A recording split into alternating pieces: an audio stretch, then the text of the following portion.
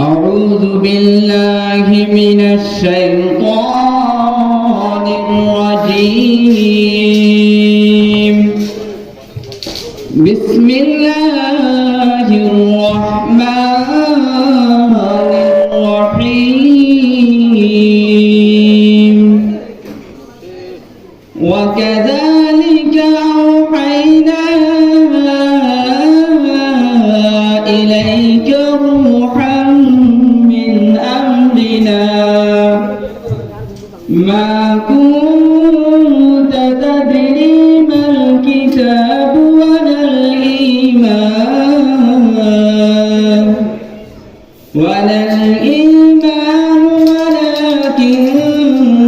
جعلناه نورا نهدي به من نشاء من عبادنا وإنك لتهدي إلى صراط